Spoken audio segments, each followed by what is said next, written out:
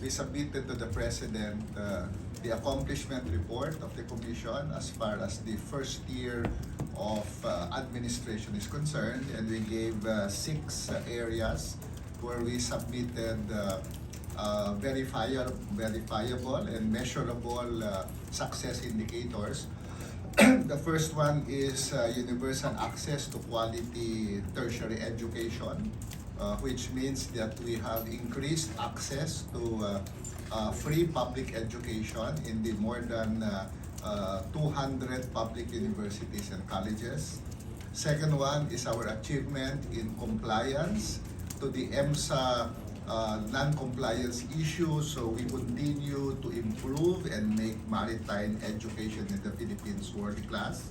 The third one is our achievements in terms of addressing the nursing education issue, particularly in coming up with long-term, medium-term, and immediate actions that can be done to address the shortage of Filipino nurses. The fourth one is expanding medical education to students who are interested to serve in the country. The fifth one is going into niche programs, particularly science, technology, engineering, and mathematics. We're looking for programs where we can produce world-class Filipino manpower to take advantage of the niche needs in the global market. And finally, on our internationalization of Philippine higher education.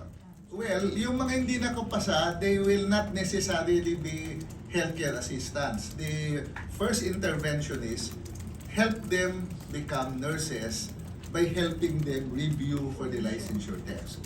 Ang gagawa niyan, yung magagaling na mga universities na mayroong review classes, and we will give grants to the universities. The private hospitals said they will send and pay for their employees who did not pass the licensure, so they can pass. So that's the first track. The other one is possibly re-skill them to become support services in the hospital.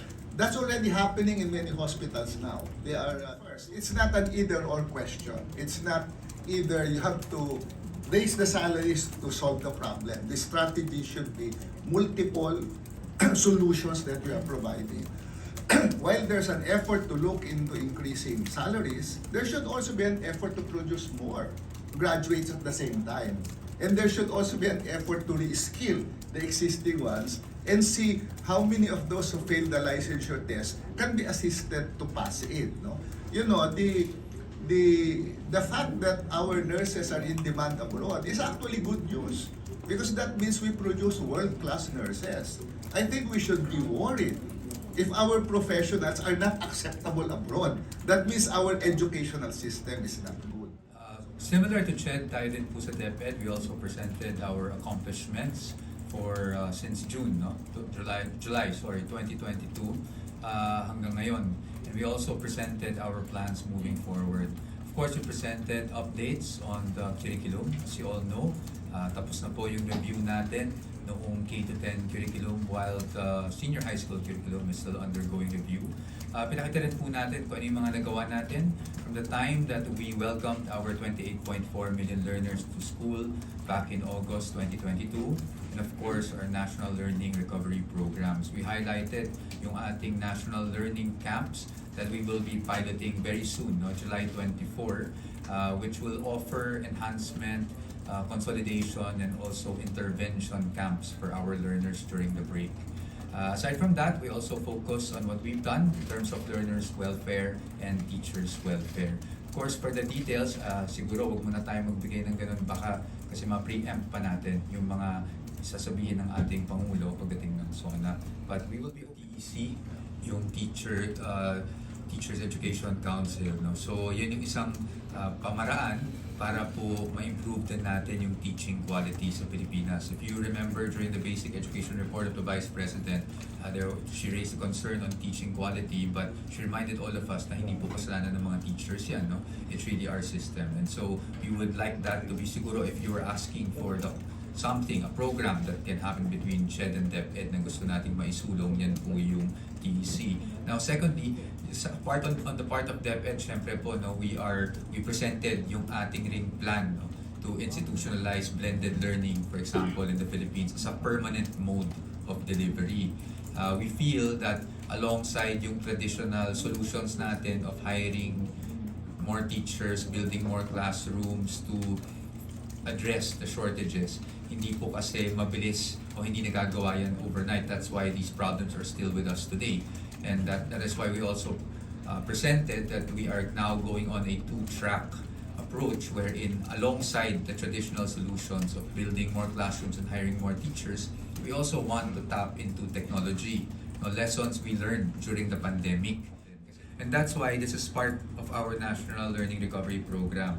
So anong kakaibahan nitong learning camps natin doon sa summer classes or remedial classes? Itong learning camps, hindi lang po yung mga mababa, yung grade o yung bagsak, yung inaanyayahan nating sumali. That's why we have 3 different camps under the National Learning Camp. Yung una ay yung enhancement camp. Pangalawa ay yung consolidation camp. Pangatlo ay yung intervention camp. So anong pagkakaiba? Nag-pretest po kasi tayo, the past 2 weeks, nagkaroon ng mga pretest sa ating mga schools, and based on the pretest conducted, doon natin nalalaman na kung yung learner ay sasali sa National Learning Camp natin, kung saan dapat siya. Kung mayroon na siyang degree of mastery, pero gusto lang niyang lalong madagdagan pa yung kaalaman niya, then they can join the enhancement camp. Kung meron naman siyang competence pagdating sa mga learning areas, pero hindi pa siya masasabing naka-acquire ng mastery, they can join the consolidation camp para po malink yung mga different concepts together, mas lalong maintindihan ng bata. And then lastly, doon naman sa kailangan talaga nating tulungan o magkaroon ng assistance, meron po tayong intervention camp. Kaya 3 po yung camp natin. For this year, since pilot lang po siya, although learning camp is open to all grade levels, yung 3 camps na yan, plus the special materials in science, math, and English, ay exclusively for grades 7 and 8 lang po. So, obviously, gusto natin sana lahat may ganun, But since pilot lang to, magsimula lang po tayo this year, see kung ano yung mga makuha nating learnings and results ng grade 7 and 8, tapos we plan to expand that next year.